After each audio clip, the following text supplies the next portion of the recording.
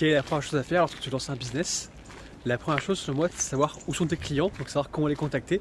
Donc déjà, tu vas déterminer ce que tu vas vendre, quel est le produit ou le service que tu veux vendre, et savoir comment contacter les clients, parce que c'est la première étape pour moi.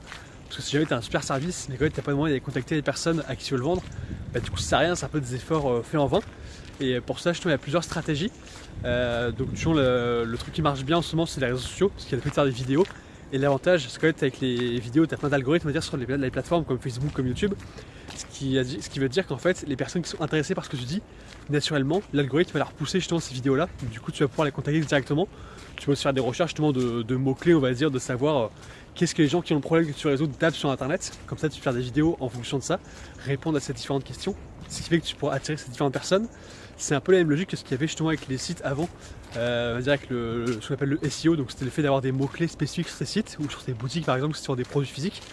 Et du coup, les personnes qui vont taper t-shirt, tel truc, ils vont tomber justement sur ta boutique ou sur ton site. Ou si on tape comment faire telle chose, l'idée c'est qu'ils vont tomber justement sur toi et comme ça tu pourras vendre tes différents produits ou vendre tes différents services. Par exemple, tu fais comment faire un site internet ou comment faire ci ou comment faire ça.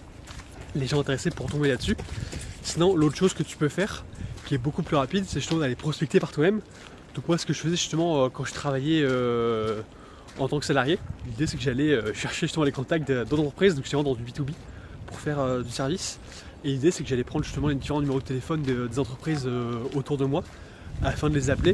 Je trouvais aussi des différents contacts de personnes qui avaient de l'influence dans cette société pour savoir justement qui contacter et qui pouvait avoir de l'influence, on va dire, sur ces différentes entreprises. Je pense que je fais de la prestation, c'est-à-dire que je recrutais des personnes pour pouvoir les placer dans des entreprises et du coup savoir qui avait besoin justement de personnes que je pouvais recruter et avec qui je devais communiquer.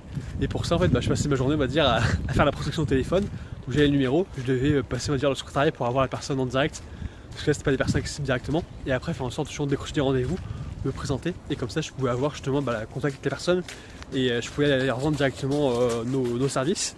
Donc déjà comprendre quels sont leurs besoins, parce que justement une fois que tu as pu contacter la personne, ce qui est important c'est de comprendre c'est quoi les besoins de ces personnes là. Et c'est pour ça, si jamais tu fais de la création de contenu via YouTube par exemple ou via Instagram, ce que je te conseille de faire c'est de chercher à comprendre justement qu'est-ce que les personnes qui te suivent veulent, quel est véritablement leur problème.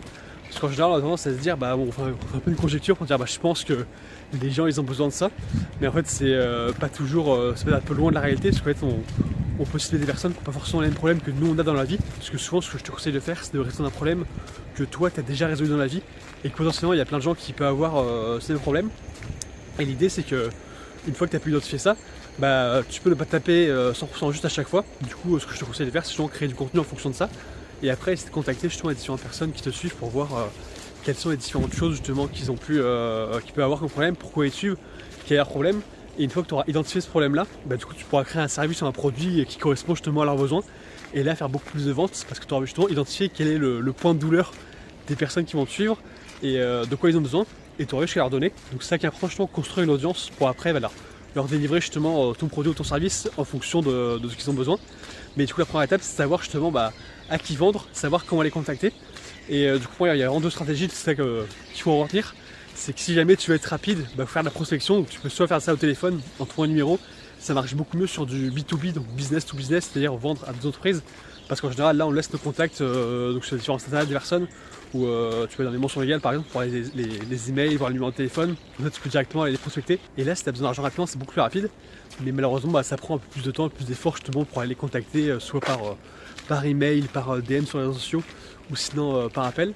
Et après le truc qui marche mieux sur le long terme, c'est le fait de créer des vidéos justement comme je le fais, prendre le temps on va dire de bâtir une audience, et une fois que tu l'as, cherche à comprendre justement quels vont être leurs problèmes pour pouvoir créer un produit ou un service justement qui répond spécifiquement à ce problème. Et une fois que tu auras créé ça, l'avantage c'est que ça va se renforcer, parce qu'en fait tu auras fait des vidéos, les vidéos vont faire de plus en plus de vues, et du coup tu vas attirer de plus en plus de personnes justement qui ont ce problème, et du coup tu pourras vendre de plus en plus.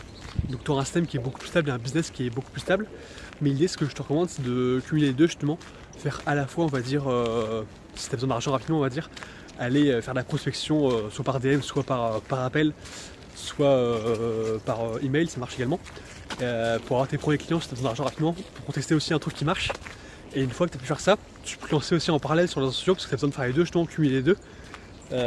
Comme ça, après avec le temps, tu vas mettre plusieurs mois justement à créer une chaîne YouTube, créer un compte Insta, le faire monter, avoir des abonnés, pour pouvoir avoir une audience, avoir de la crédibilité et vendre tes produits. Et en fait c'est quelque chose qui est en parallèle, parce que comme ça tu auras le temps on va dire de créer des choses sur Instagram, voir ce qui marche pas, pouvoir créer une audience et justement prendre le temps que ça fonctionne. Et c'est pas un truc qui a marché, on va dire, le mois suivant, ça peut prendre plusieurs mois, plusieurs années, en fonction de la fréquence à laquelle tu postes et ton niveau d'implication. Donc c'est pour ça que si jamais t'as pas de capital de départ, je te recommande de faire ça, justement d'aller sur ces deux terrains en même temps. Et moi c'est exactement ce que je fais et je peux en parler plus en détail dans d'autres vidéos.